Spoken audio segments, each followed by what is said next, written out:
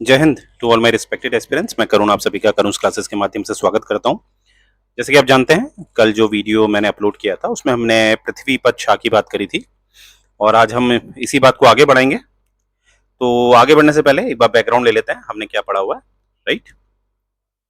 तो देखिए, हमें ये समझना है कि जो महीपत शाह हैं, महीपत शाह हैं, उनकी जो वाइफ है वो है रानी कर्णावती। कर्णावती जो प्रसिद्ध हुई हैं नागकटी रानी के नाम से, नागकटी रानी।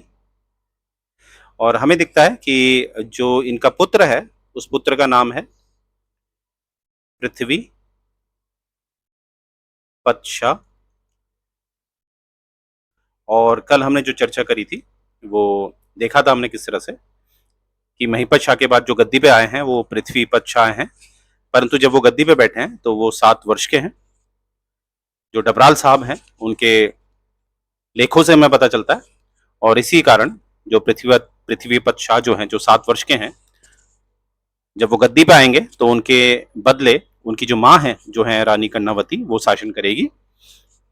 और हमने देखा था किस तरह से मुगलों की सेना को हराकर जो बचे हुए सैनिक थे उनकी नाक काटी गई थी कर्णावती के द्वारा, राइट। तो आज हम स्टोरी आगे बढ़ाते हैं। तो हम देखेंगे कि जो दारा शिकोह है, दारा शिकोह हम सभी जानते हैं एक भाई हैं औरंगजेब के, और गद्दी के लिए युद्ध होता है जिसे हम बैटल ऑफ सामूगढ़ कहते हैं, जो हुआ है 29 मई 1658 में। तो बैटल ऑफ सामूगढ़ जो हुआ है ये आपके दो भाइयों के बीच लड़ाई हमें दिखती है, एक है दारा शिकोह और दूसरे हैं औरंगजेब, जिसमें जो जीत होती है वो औरंगजेब की होती है। और इसी युद्ध में हमें दिखता है जो दारा शिकोह के जो पुत्र हैं जिनका नाम है सुलेमान शिकोह, ये भागते हैं और गढ़वाल में पनाह लेते हैं, गढ़वाल में पनाह लेते हैं। तो ये बात आपने याद रखनी है कि गढ़वाल में किस मुगल युवराज ने पनाह ली थी, वो थे सुलेमान शिकोह, जो किसके पुत्र हैं, दारा शिकोह के। अब यहां पर हम देखेंगे एक किताब है मुंतखब अल लुबाब, मुंतखब अल लुबाब करके किताब है। यहां पर हमें दिखता है कि जो अभी मैंने आपको बात बताई है कि जो सुलेमान है, सुलेमान शिकोह जो दारा शिकोह के पुत्र हैं, वो एक पनाह लेते हैं, रिफ्यूजी लेते हैं, कहां पर, श्रीनगर पे। और श्रीनगर हम सभी जानते हैं ये गढ़वाल साम्राज्य की राजधानी बनी है, ठीक है, कैपिटल ऑफ गढ़वाल। तो यहां पर आपने याद रखना है कि मुंतखब उल लुबाब में जिक्र मिलता है हमें सुलेमान शिकोह ने पनाह ली थी गढ़वाल में। आगे हम देखेंगे एक व्यक्ति हैं जिनके बारे में हमें, जो हमने चर्चा करी थी वो प्रीवियस वीडियो में भी करी थी, ट्रावर्नियर की, जो एक 17वीं शताब्दी में भारत का भ्रमण करते हैं और ये एक फ्रांस से बिलोंग करते हैं। तो यहाँ पर जो ट्रावर्नियर हैं ये अपने लेखों में बताते हैं कि जो सुलेमान शिकोह है वो कहीं ना कहीं गढ़वाल आए थे, परंतु यहाँ पर हमें दिखता है कि ट्रावर्नियर जो है वो दो कहानियों को एक साथ मिक्सअप कर देते हैं। अब दो कहानियां कौन सी हैं उसको पहले समझ लेते हैं, वो कल भी मैंने आपको बताया था, फिर भी देख लेते हैं। देखिए ऐसा है, अगर मैं बात करूं निकोलाउ की, कल मैंने आपको पढ़ाया था इसको, निकोलाउ करके एक व्यक्ति है, इसकी किताब है हिस्टोरिया डो मंगोर।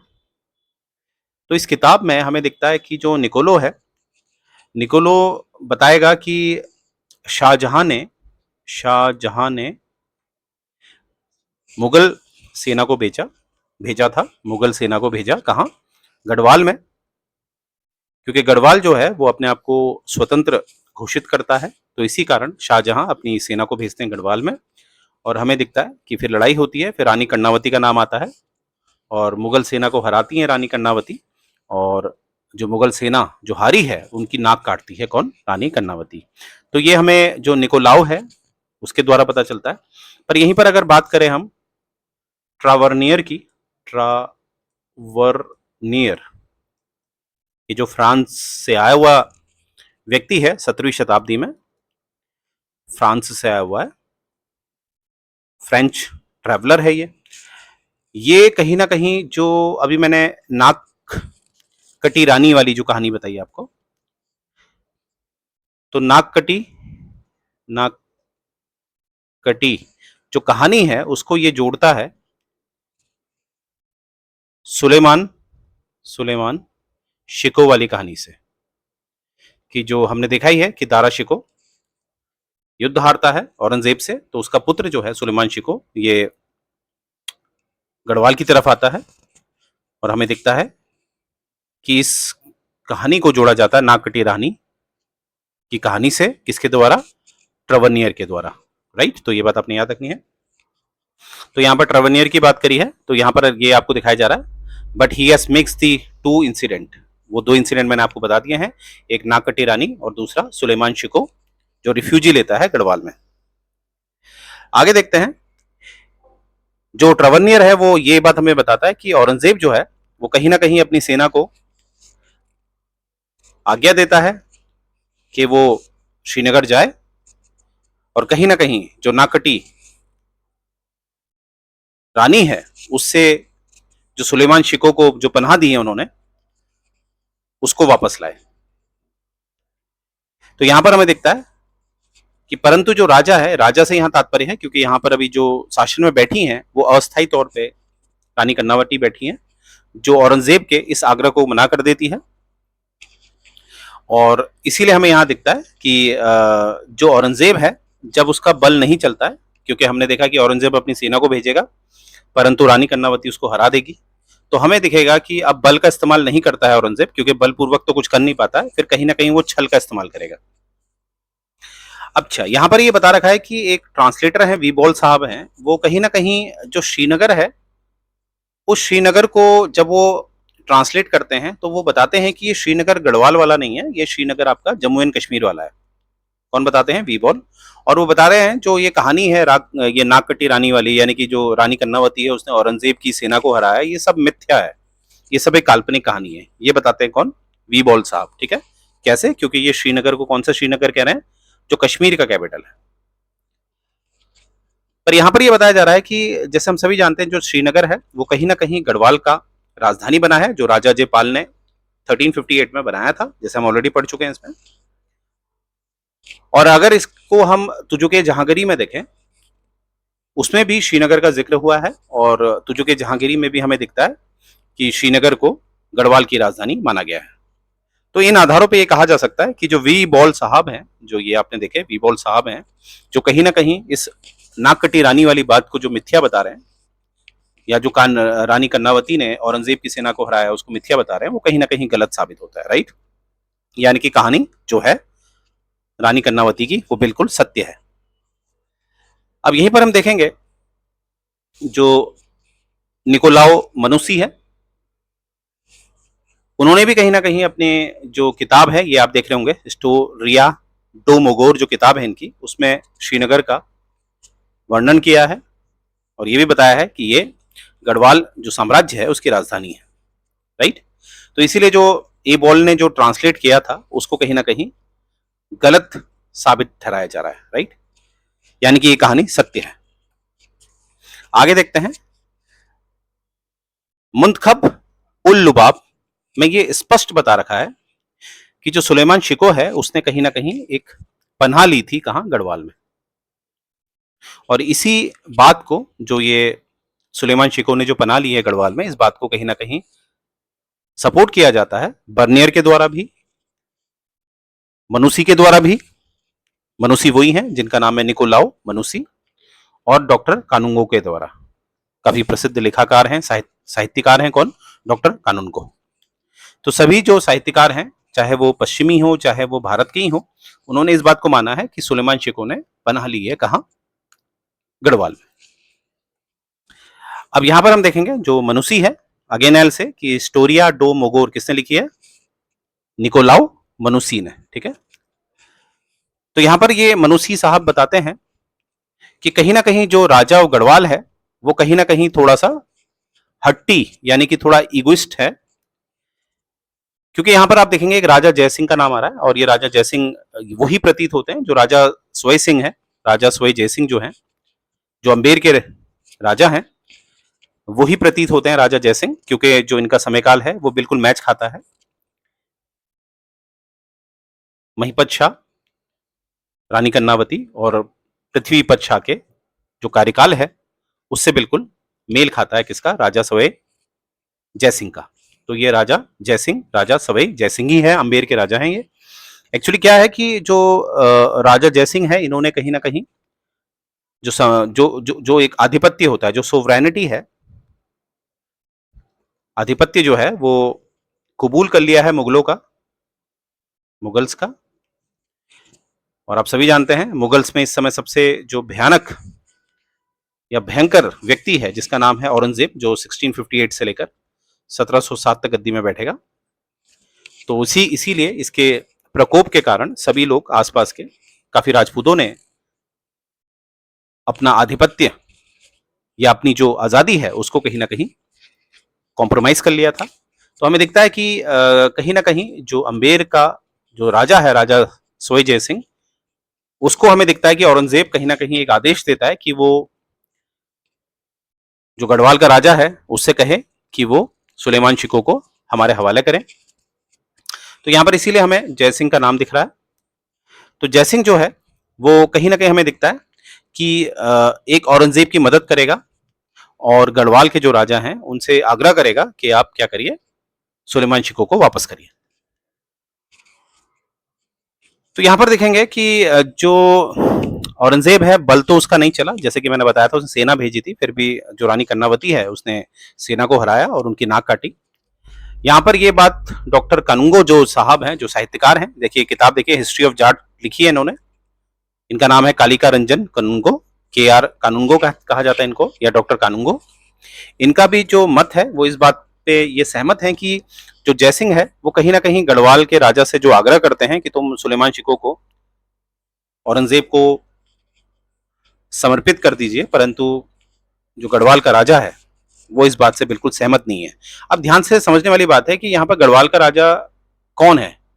तो यहाँ पर हमें तथ्यों के आधार पर हम ये कह सकते हैं कि ज्यादातर जो संभावित है वो रानी कर्णावती को ही एक राजा की भूमिका में डाला जा रहा है। उस समय जो बागडोर है वो रानी कर्णावती के हाथ में है, क्योंकि जो हमारे पृथ्वीपत शाह जी हैं उनकी आयु बहुत कम है। जैसे कि मैंने बताया था 7 वर्ष की आयु में वो गद्दी पे बैठे थे, इसीलिए उनकी जो माँ है उन्होंने एक रीजेंट की भूमिका निभाई थी। राइट, रीजेंट का मतलब होता है जब बेटा नाबालिग होता है तो माँ शासन चलाती है अस्थायी तौर पर। तो यहाँ पर हमें दिखता है कि जो जयसिंह है फिर वो क्या करता है कि जो एक ब्राह्मण मिनिस्टर है गढ़वाल का, उसको साजिश में शामिल करता है और गढ़वाल के राजा के खाने में जहर मिलाता है। कौन? ये जो ब्राह्मण मिनिस्टर है गढ़वाल का। परंतु ये जो मिनिस्टर है वो पकड़ा जाता है, क्योंकि जो खाना है वो बिल्ली को पहले खिलाया जाता है, कैट को, और कैट मर जाती है। तो यहीं से पता चल जाता है कि जो ब्राह्मण मिनिस्टर है, इसका नाम तो हमें नहीं पता चल पाता है, पर यह पता चलता है कि कोई ब्राह्मण मंत्री था जिसने ये जहर वाला खाना दिया था राजा के समक्ष। तो इसलिए फिर क्या होता है, जो राजा होता है गढ़वाल का वो उसे कहीं ना कहीं उसका सर कलम कर देता है। किसका? जो ब्राह्मण मिनिस्टर है जिसने उसे जहर खिलाने का काम किया। आगे हमें दिखता है कि फिर जयसिंह क्या करेगा, वो मैदनी शाह को पकड़ेगा। मैदनी शाह कौन है? मैदनी शाह जो है वो महिपत शाह का ग्रांडसन है। क्या हम इसे कह सकते हैं वो पृथ्वीपत शाह का बेटा है? तो ये कहना प्रत्यक्ष रूप से ठीक नहीं होगा, क्योंकि आप जानते ही हैं कि उस समय के राजा जो थे काफी शादी करते थे। तो हो सकता है कि महिपत शाह ने एक तो कर्णावती से शादी करी थी जिनके पुत्र हैं पृथ्वीपत शाह, तो हो सकता है महिपत शाह ने एक और शादी करी हो। राइट, और उस शादी के बाद जो है उसका भी पुत्र का एक पुत्र है मैदनी शाह। एक बार हम इसको डायग्राम में देख लेते हैं वरना आपको कंफ्यूजन हो सकता है। एक सेकंड, मैं इसको यहां बता देता हूं। जैसे जैसे हमने देखा है कि महिपत शाह है, महिपत शाह। अब महिपत शाह की जो वाइफ है वो है रानी कर्णावती, कर्णावती। अब इनका पुत्र है पृथ्वी पत शाह। अब यहां पर जो मैदनी शाह का नाम आएगा वो तीसरी जनरेशन में आएगा, मैदनी शाह। अब प्रश्न है, क्या ये मैदनी शाह पृथ्वीपत शाह के पुत्र हैं, या हो सकता है महिपत शाह ने एक और शादी करी हो किसी और वाइफ से? उसका कोई पुत्र हो, उसका कोई सन हो और उसका भी सन हो, कौन, मेदनी शाह। तो संभावना तो इधर की तरफ भी आ सकती है, जो लेफ्ट हैंड साइड दिख रहा है, और राइट हैंड साइड भी। तो इसलिए स्पष्टीकरण तो हमें नहीं मिल पाता है कि मेदनी शाह क्या पृथ्वीपत शाह का पुत्र था या नहीं।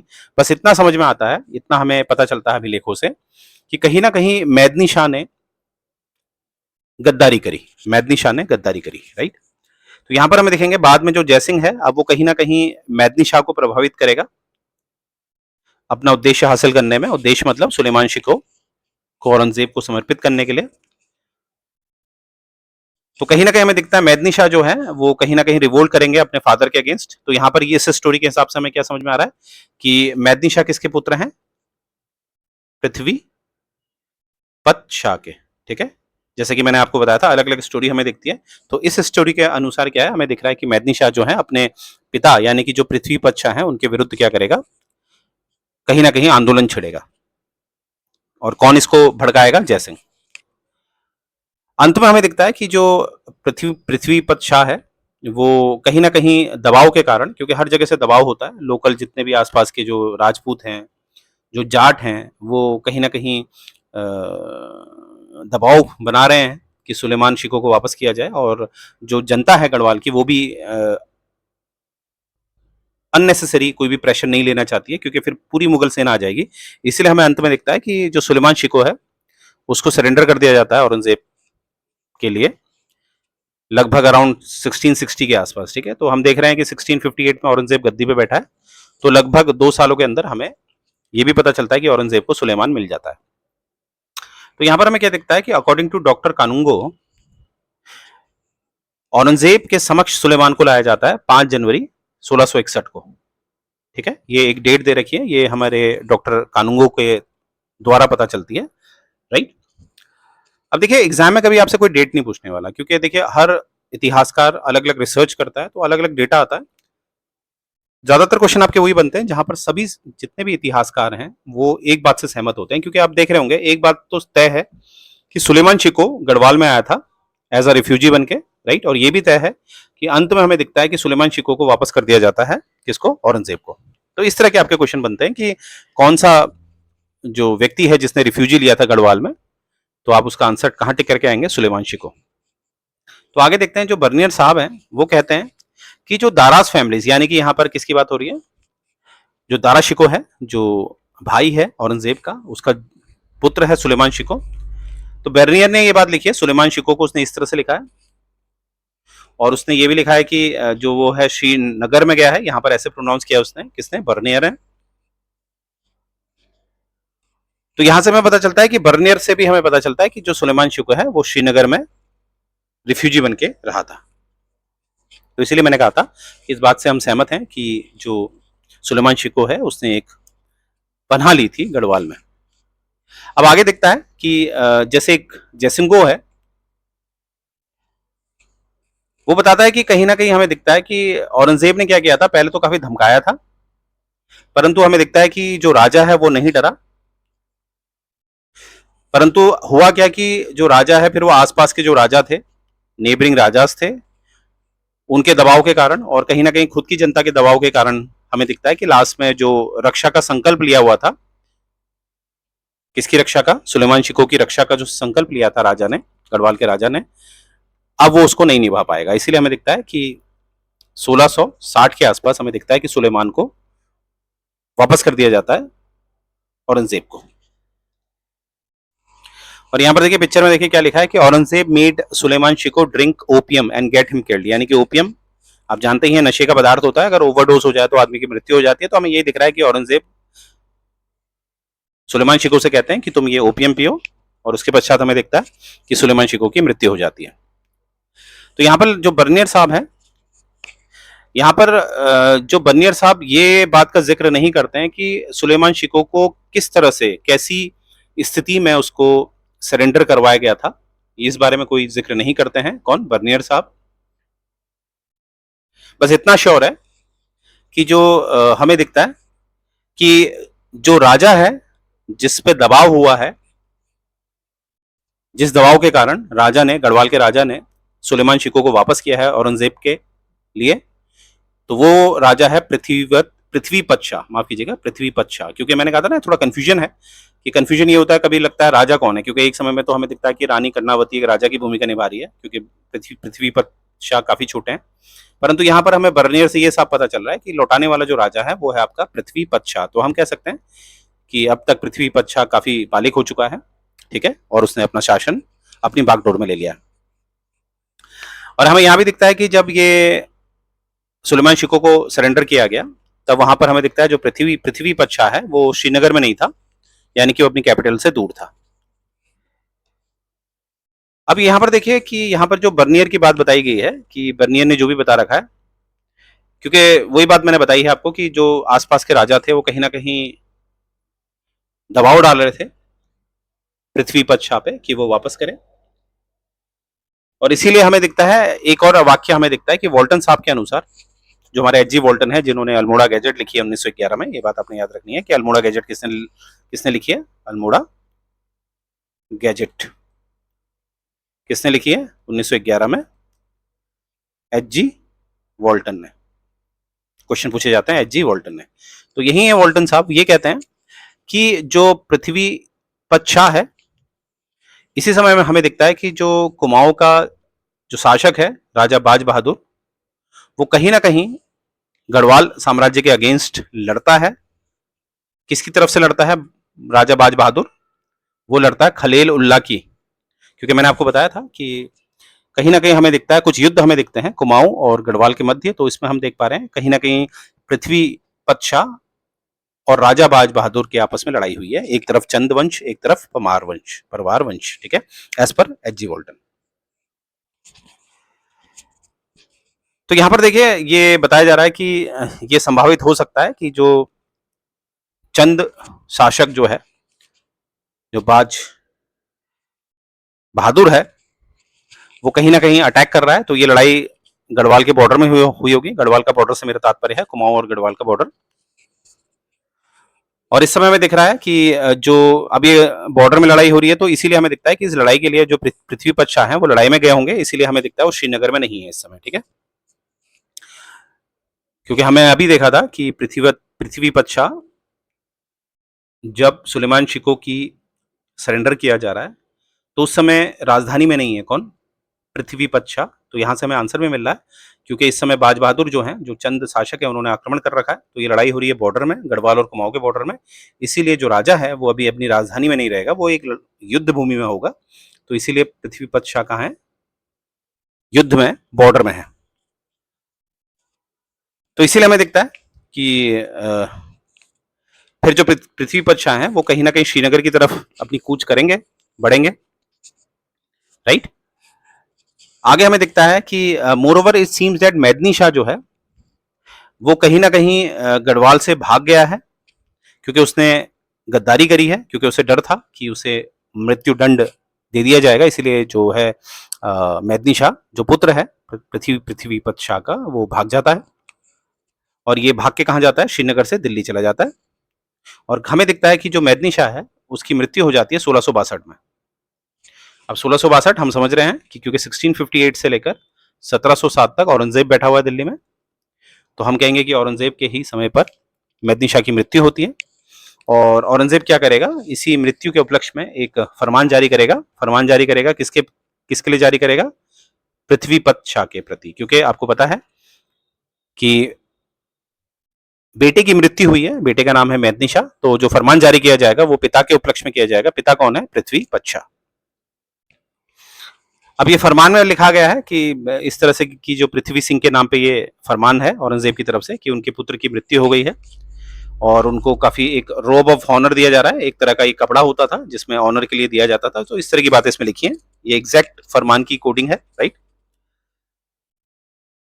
तो यहां पर हमें क्या दिखता है कि जो पृथ्वीपत शाह है, इसके बारे में ये बताया जा रहा है कि ये केवल बहादुर ही नहीं था, बाकायदा ये एक रिलीजियस टॉलरेंट व्यक्ति था। रिलीजियस टॉलरेंट का मतलब है ऐसे लोग जो शासन प्रशासन में सेक्युलर होते हैं, मतलब वो धर्म के आधार पर शासन प्रशासन नहीं करते हैं, अर्थात शासन प्रशासन में चाहे वो भर्ती की बात हो तो भर्ती में भी वो सिर्फ एक ही आधार पर भर्ती करते हैं, वो होता है कितना टैलेंट उस व्यक्ति में है, ना कि किस धर्म का वो है, ठीक है।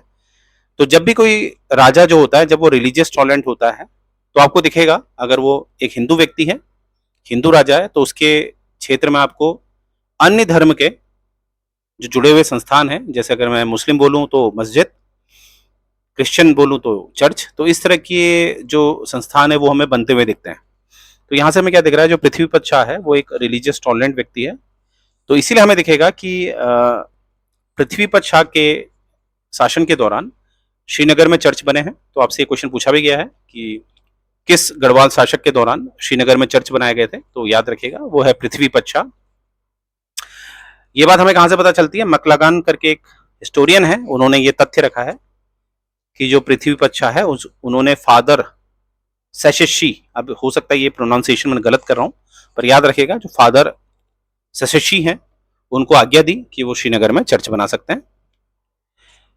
और जो फादर सेशेशी हैं उनको कहीं ना कहीं जो आपका अबिसीनिया है, अबिसीनिया मतलब आजकल का इथोपिया, इथोपिया जो अफ्रीका में पड़ता है, आपको पता ही है। अगर मैं हॉर्न ऑफ अफ्रीका की बात करूं, हॉर्न ऑफ अफ्रीका, तो उसमें आपके 4 देश आते हैं। 4 देश याद करने का तरीका है आपका सीड, जो बीज होता है उसको इंग्लिश में सीड कहते हैं। तो ऐसे है सोमालिया, ई से है आपका एरिट्रिया, ई से है आपका इथोपिया, और डी से है आपका जिबूटी, जिबूटी। तो आपसे कभी कभी प्रश्न पूछे जाते हैं हॉर्न ऑफ अफ्रीका में कितने देश आते हैं, तो 4 देश आते हैं, सोमालिया, एरिट्रिया, इथोपिया और जिबूटी। तो एथोपिया का ही पुराना नाम था एबिसीनिया। तो क्योंकि मुगलों का कहीं ना कहीं जो जो साम्राज्य है वो काफी फैला हुआ है, तो एबिसीनिया वाले क्षेत्र में कौन बैठेगा, मुगलों का प्रतिनिधित्व कौन करेगा, तो इसीलिए नाम गया था फादर सेशी का। हालांकि फिर इनको कहीं ना कहीं गढ़वाल में भेज दिया गया था, और गढ़वाल में ये सक्षम रहे थे कि इन्होंने चर्च खोलने की अनुमति प्राप्त कर ली थी, किससे, पृथ्वीपत शाह से। और बाद में हमें दिखता है कि अंत में जो फादर शशि हैं ये कहीं ना कहीं कहां चले जाएंगे, आगरा। तो एग्जाम में याद रखिएगा कि आपसे पूछा जाएगा कि किस गढ़वाल शासक के दौरान चर्च स्थापित किए गए हैं श्रीनगर में, तो आपने याद रखना है पृथ्वीपत शाह, और वो जो जो फादर है उसका नाम भी याद रखना है, फादर शशि। ठीक है, इतना आपके एग्जाम के लिए काफी होगा। आगे देखते हैं जो मनुसी साहब है, मनुसी साहब वही हैं जिन्होंने हिस्टोरिया डो मुगोल लिखी है, ये राइट साइड आपने देखा होगा। तो ये भी इस बात से सहमत है कि जो राजा है वो कहीं ना कहीं, राजा मतलब पृथ्वीपत शाह जो है वो एक बहुत अच्छा दोस्त है जी। ये जो फादर है, जीसस का फादर है, ज्यूस फादर है, जो ईसाई फादर है, जो जिसका नाम क्या है, शशि। हालांकि इन्होंने नाम नहीं बताया है। और यहां पर यह भी बताया है मनुष्य ने कि जो राजा पृथ्वीपत शाह हैं वो कहीं ना कहीं आज्ञा देंगे चर्च खोलने की, राइट। और यहाँ पर ये मनुसी साहब जो हैं ये यहाँ पर ये भी बताते हैं अपनी लेख में कि ये कहीं ना कहीं 2 इटालियन प्रीस्ट को जानते थे, जो कहीं ना कहीं राजा के बहुत अच्छे दोस्त थे। राजा मतलब यहाँ पर फिर से पृथ्वीपत शाह। और 2 इटालियन प्रीस्ट कौन कौन से हैं, फादर इटानीलाओ मालपिक और फादर शेशो। ये देखो फादर शेशो में वही है पहले वाला, स्पेलिंग में ऊपर नीचे हो सकता है पर वो एक ही है। तो इस तरह से हम देख पाएंगे। तो देखिए एग्जाम में याद रखेगा कि कौन सा शासक है, फिर से मैं बोलूंगा, वो है पृथ्वीपत शाह, जिसने श्रीनगर में चर्च खोलने की इजाजत दी। तो यहां पर हम फुटनोट में देखेंगे कि क्या है कि ये पता चलता है कि 1648 में जो फादर मालपीक हैं, मालपिया हैं, वो कहीं ना कहीं परमिशन ले लेते हैं कि वो एक चर्च खोलें, कहां, श्रीनगर में, राइट। और मालपीक वाज एट आगरा इन 1656। तो यहां पर आप कंफ्यूज मत होइएगा, जैसे यहां पर आप नाम देखेंगे, यहां पर आपको नाम दिख रहा है, शशि का नाम दिख रहा है, राइट। और यहाँ पर आपको नाम दिख रहा है मालपिक, वो इसलिए हो रहा है क्योंकि अलग अलग राइटर्स हैं तो अलग अलग बातें बोलते हैं, तो इसीलिए आपको अलग अलग नाम दिख रहे हैं, फादर के नाम अलग अलग दिख रहे हैं। तो एग्जाम वाइज आपने बस ये याद रखना है कि लगभग 1656 के आसपास श्रीनगर में चर्च बने हैं, और ये इजाजत देने वाले कौन है, पृथ्वीपत शाह। और यहाँ पर मनुसी साहब जो हैं, मनुसी के बारे में मैंने आपको पहले भी बताया था कि मनुसी साहब जो हैं वो किताब लिखते हैं, ठीक है, स्टोरी डो मुगोर। तो जब ये भारत में आते हैं ये मालपिक से मिलते हैं, ठीक है, मालपिक यही है, देखिए इस स्टोरी के हिसाब से, जिन्होंने चर्च खोला है कहां, श्रीनगर में। तो यहां से जितनी भी स्टोरी हमें दिखती है कि परमिशन मिली है गढ़वाल के राजा से, तो उस आधार पर यह अंदाजा लगाया जाता है कि जो पृथ्वीपत शाह हैं वो कहीं ना कहीं 1667 तक जीवित हैं, यानी कि शासन में बैठे हुए हैं। ठीक है, या ऐसा भी कह सकते हैं जीवित हैं, हो सकता है कभी कभी आप जीवित भी होते हैं, जीवित होते हुए आपके पुत्र को बैठा दिया जाता है गद्दी पे। फिलहाल ये अंदाजा हमें लगता है कि पृथ्वीपत शाह जो है वो 1667 तक गद्दी पे मतलब जीवित हैं। गद्दी पे बैठना गलत होगा, जीवित हैं। ठीक है, क्योंकि गद्दी में बैठ भी सकते हैं और नहीं भी बैठ सकते हैं, हो सकता है कि उन्हीं के कार्यकाल में, जीवन काल में अपने पुत्र को उन्होंने गद्दी पे बैठा दिया। फिलहाल ये बात आपने याद रखनी है, वेरी इंपॉर्टेंट पॉइंट। अब देखिए यहाँ पर क्या है कि एक बार जो गवर्नमेंट ऑफ इंडिया है, मतलब आजादी के बाद की बात कर रहा हूँ, जब भारत सरकार बन चुकी है, तो वहां पर एक विवाद हो गया था हमारा तिब्बत से निलांग के मुद्दे पे। तो यहाँ पर आप देखेंगे ये वाला एरिया आपका निलांग वाला एरिया, ये तिब्बत से बॉर्डर शेयर करता है। तो निलांग में विवाद हो गया था कि निलांग किसका है, तिब्बत का है या भारत का है। तो यहाँ पर इसके लिए जो साक्ष्य दिए गए, तो वहां पर कुछ ताम्रपत्र दिखाए गए, कॉपर प्लेट इंस्क्रिप्शंस दिखाए गए, जो राजा पृथ्वीपत शाह के थे, कि कहीं ना कहीं ये दिखाने के लिए जो निलांग है वो हमेशा गढ़वाल के हिस्से का था, क्योंकि जो ये ताम्रपत्र है जो संबंधित था पृथ्वीपत शाह से, उसके तहत ये साफ दर्शाया गया था कि जो निलांग हिस्सा है वो एक गढ़वाल का है, और गढ़वाल किसका हिस्सा है, भारत का। और यहाँ पर हमें दिखता है कि जो राम गोपाल जी हैं और जो शांता कुमार हैं, ये काफी अच्छे साहित्यकार हैं। इन दोनों ने जो ये ताम्रपत्र है उनको कहीं ना कहीं एक वैध ताम्रपत्र दर्शाया है, राइट। हालांकि ये आपके लिए इंपॉर्टेंट ये नहीं है, एग्जाम में आई गेस नहीं पूछा जाता इस तरह का, फिर भी आपकी नॉलेज में होना चाहिए। और हमें एक और ताम्रपत्र के बारे में पता चलता है, तो पिक्चर में आप देख पा रहे होंगे इस तरह के ताम्रपत्र दिखते थे उस समय, इस तरह से लिखा जाता था। तो यहां पर बात की गई है महाराजा फतेह शाह। अब देखिए महाराजा फतेह शाह कौन है। महाराजा फतेह शाह जो है, देखिए एक बार इसे देख लेते हैं। जो पृथ्वीपत शाह है, उसका पुत्र है मेदिनी शाह, और इसका भी पुत्र है फतेह शाह, ठीक है। तो यहां से हमें क्या पता चल रहा है कि जो फतेह शाह है वो ग्रैंडसन है किसका, पृथ्वीपत शाह का। ठीक है, तो यहां पर लिखा भी है देखिए, और यहां पर ये बताया गया पृथ्वीपत शाह का कुछ, माफ कीजिएगा, जो महाराजा फतेह शाह है उसके संबंधित हमें कुछ टाइम पीरियड दिखाया है। जैसे संवत जो है 1724 का संवत दिखाया है, और अगर ग्रेगोरियन कैलेंडर के हिसाब से देखें तो 6067 है। हम सभी जानते हैं कि जो संवत है, जो संवत वाला समय काल है, वो ग्रेगोरियन कैलेंडर से 57 साल पहले आ गया था। तो इसीलिए जब भी आपने वर्ष निकालना होता है ग्रेगोरियन का, तो अगर आपको 1724 संवत दिया है तो इसमें आपने 57 को लेस कर देना है, तो आपका जो ग्रेगोरियन कैलेंडर है वो निकल के आ जाएगा, राइट। तो 57 याद रखिएगा। तो यहां पर हमें दिखता है जो ये लगभग 1667 का जो ताम्रपत्र बताया जा रहा है, तो यहां पर भी हमें दिखता है कि जो रॉयल सील हमें दिखती है वो पृथ्वीपत शाह की हमें रॉयल सील दिखती है, पृथ्वीपत शाह की। हालांकि ये कहा जाता है ये जो रॉयल सील है इसको इशू करने वाला था फतेह शाह, इशू करने वाला है फतेह शाह, परंतु ये जो सील है ये किसकी है, पृथ्वीपत शाह की।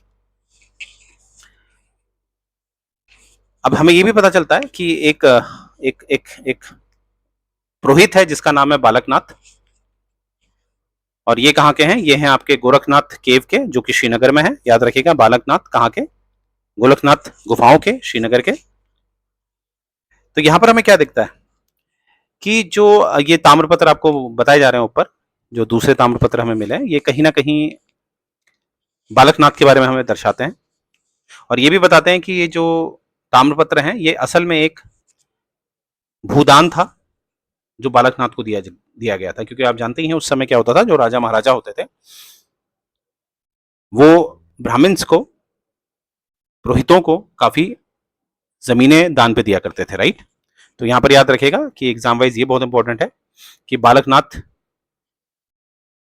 को जो जमीनें दी गई थी वो किसके द्वारा दी गई थी। तो यहां पर जो आंसर है आपका वो आएगा आपका फतेह शाह, ठीक है। अब यहां पर हो सकता है कि संभावित पृथ्वीपत शाह भी हो सकता है, क्योंकि जैसे कि मैंने आपको कहा था कि 1667 तक ये संभावित है कि पृथ्वीपत शाह गद्दी पे बैठा है, या ये भी हो सकता है कि वो जीवित है पर गद्दी पे नहीं बैठा है। गद्दी पे हो सकता है इस समय फतेह शाह बैठ गया हो, क्योंकि यहाँ वाले सेकंड वाले बुलेट पॉइंट से हमें क्या दिख रहा है कि इशू करने वाला, सील को इशू करने वाला कौन है, फतेह शाह। तो इस तरह से ये जो शक्ति है ये तो किसी राजा महाराजा की होती है। तो हमें हो सकता है कि 1667 में 1667 में जो गद्दी पे बैठ गया वो फतेह शाह हो। तो इसीलिए बालकनाथ को भूमि किसने दी है? दो नाम हमें सामने दिखते हैं, एक फतेह शाह और एक पृथ्वीपत शाह। तो एग्जाम में ये ध्यान दीजिएगा, इन दोनों में से एक ही नाम आपको दिया जाएगा आई गेस, और पूरी संभावना हमें दिख रही है फतेह शाह के लिए। ठीक है, अब यहाँ पर क्या दिख रहा है? फरमान इशू किया जा रहा है। जो मुगल एम्परर है यानी कि जो औरंगजेब है वो फरमान इशू करता है गढ़वाल के राजा के लिए। तो गढ़वाल का राजा यहाँ पर पृथ्वीपत शाह भी हो सकता है और फतेह शाह भी हो सकता है। और यहाँ पर जो फरमान जारी किया जाता है वो फ्रेजेस में होता है। फ्रेजेस का मतलब क्या होता है? देखिए, जब भी आप इंग्लिश पढ़ते हैं तो पार्ट ऑफ स्पीच होती है, और आप देखते होंगे कि स्पीच में क्या होता है कि जैसे हम किसी से आग्रह करते हैं तो उसमें हम काइंडली लिखते हैं इस तरह से, परंतु यहाँ पर फ्रेजेस का इस्तेमाल किया जाता है। तो फ्रेजेस ज्यादातर जो कमांड दिया जाता है उसमें हम फ्रेजेस का इस्तेमाल किया जाते हैं, यानी कि इसमें कोई रिक्वेस्ट नहीं होती है। तो यहाँ पर जो फरमान जारी किए जा रहे हैं औरंगजेब के द्वारा गढ़वाल के राजा के लिए, तो यहाँ पर आपके दो नाम है, पृथ्वीपत शाह या फतेह शाह के लिए। तो ये जो फरमान है ये फ्रेजेस में है। फ्रेजेस में मतलब है कि कहीं ना कहीं औरंगजेब ये मान रहा है कि ये मेरे गुलाम है। कौन? गढ़वाल के शासक। पर यहाँ पर अगर हम असल में देखकर एक, अगर हम कल्पनाओं की बात ना करें, एक वास्तविकता की बात करें, तो रियलिटी में हमें क्या दिखता है? वास्तविकता में हमें क्या दिखता है कि गढ़वाल ने कभी भी मुगलों की गुलामी स्वीकार नहीं करी। गढ़वाल हमेशा एक स्वतंत्र किंगडम बना रहा मध्यकालीन इतिहास में। तो ये बात आपने याद रखनी, वेरी इंपॉर्टेंट। और यहां पर हमें दिखता है कि जो मुगल सेना की जो हार हुई थी, चाहे अगर हम निकोलो मनुसी के हिसाब से देखें तो उसमें शाहजहां का समय आता है, राइट। और वैसे ही अगर मैं बात करूं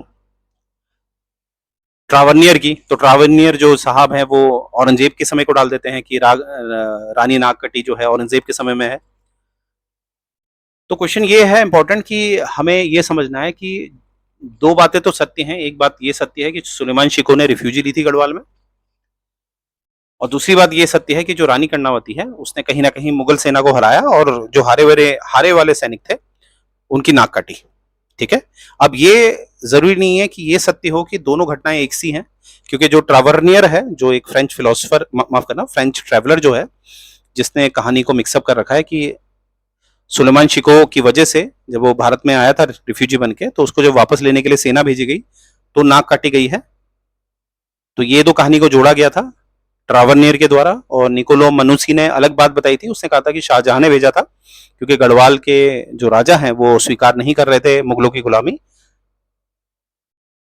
तो दोनों में हमें दिखता है कि जो महारानी कर्णावती हैं वो नाक काटेंगी, इसलिए फेमस होती है नाक कटी रानी से। ये मैं बता चुका हूं आपको कि जो फरमान जारी किया जाता है। ठीक है, तो हमें दिखता है कि जो हमें समझने वाली बात है कि जो फरमान जारी किया गया था औरंगजेब के द्वारा 1665 में, एक और फरमान जारी किया जाता है, ये आप देख रहे होंगे। ये भी कहीं ना कहीं हमें दिखता है कि वो जो औरंगजेब है जो ये फरमान जारी करता है, वो कहीं ना कहीं गढ़वाल के जो राजा हैं उनको कहीं ना कहीं दबाने के लिए फरमान जारी किया जाता है, राइट।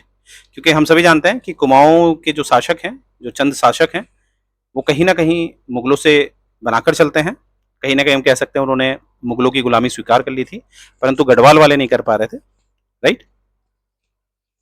तो इसीलिए हमें दिख रहा है बार बार फरमान जारी किए जा रहे हैं।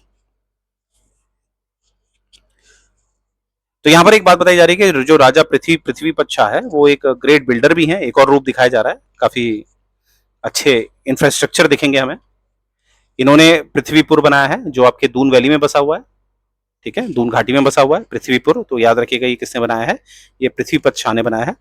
इनकी जो माँ है कर्णावती, उन्होंने देहरादून का जो करणपुर है, आज देहरादून का जो कॉलेज है डीएवी कॉलेज, वो करणपुर में ही स्थापित है। तो यहाँ से हमें पता चलता है कि करणपुर की स्थापना करने वाली कौन है? रानी कर्णावती। और देहरादून में अगर आप देखेंगे काफी टैंक्स हो गए, कैनाल्स हो गए, वो बनाए गए हैं किसके द्वारा? रानी कर्णावती के द्वारा। और देहरादून में प्रसिद्ध है राजपुर कैनाल, तो ये भी बनाया गया है रानी कर्णावती के द्वारा, राइट। एक जगह है जिसका नाम है नवाड़ा, ये भी बनाया गया है किसके द्वारा? रानी कर्णावती के द्वारा।